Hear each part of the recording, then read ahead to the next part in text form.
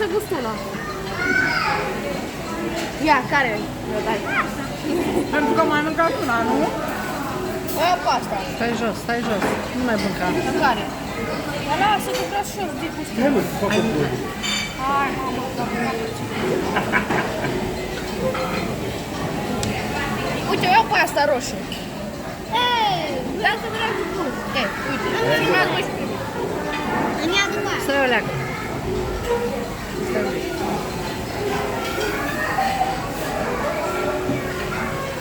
Acum schimbăm cadrul la mine.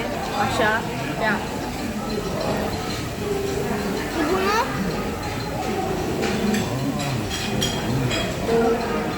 E bună? Da. Oi.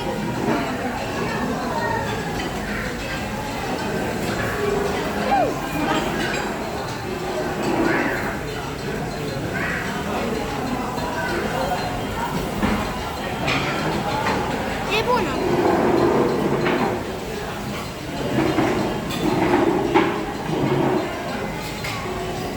E frică să gustez. E bună. De ce ți-e frică?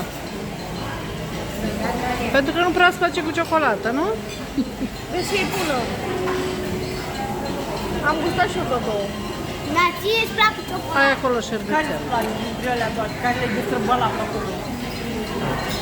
Asta e foarte bună.